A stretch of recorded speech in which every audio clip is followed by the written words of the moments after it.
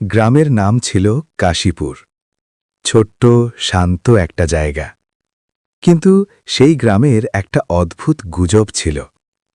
এখানে একটা ছায়া আছে যে মানুষকে মারে না, কিন্তু তাদের স্মৃতি খেয়ে ফেলে।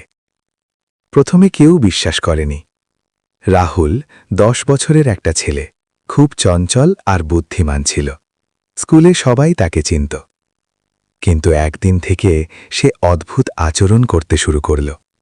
প্রথম দিন সে তার প্রিয় বন্ধুর নাম ভুলে গেল। দ্বিতীয় দিন সে নিজের বাড়ির রাস্তা চিনতে পারল না। তার মা ভাবল হয়তো চাপ বা অসুস্থতা। ডাক্তার দেখানো হলো, কিন্তু রিপোর্ট একদম স্বাভাবিক। কিন্তু আসল ভয় শুরু হলো তৃতীয় রাতে।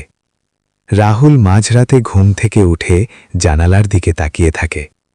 তার মা জিজ্ঞেস করল, কি দেখছ? রাহুল ফিসফিস করে বলল, ওটা আমার পেছনে দাঁড়িয়ে আছে। মা ঘুরে তাকাল, কিছুই নেই, কিন্তু রাহুলের চোখ যেন কারো দিকে স্থির ছিল। পরের দিন সে নিজের মায়ের নাম ভুলে গেল। তারপর সে নিজের নামও বলতে পারল না। গ্রামে খবর ছড়িয়ে পড়ল।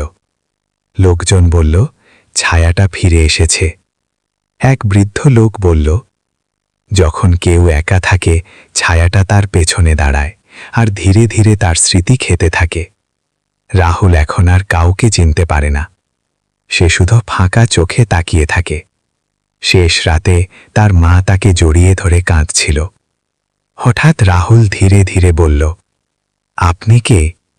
মা ভেঙে পড়ল। তারপর রাহুল উঠে দাঁড়াল, দরজার দিকে হাঁটতে লাগল।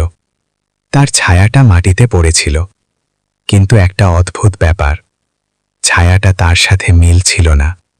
ছায়াটা একটু বড়, একটু বাঁকা, আর সেটা ধীরে ধীরে আলাদা হয়ে গেল। রাহুল দরজা খুলে বাইরে চলে গেল। তারপর সে আর কখনো ফিরে আসেনি। পরদিন সকালে গ্রামবাসীরা রাহুলকে খুঁজতে বের হল, কিন্তু তারা শুধু একটা জিনিস পেল, মাটিতে একটা নতুন ছায়া, যেটা কারো সাথে যুক্ত না। আর সেই ছায়াটা নড়ছিল। যখন তুমি কিছু ভুলে যাও, হয়তো সেটা স্বাভাবিক নয়, হয়তো কেউ তোমার স্মৃতি খেয়ে ফেলছে।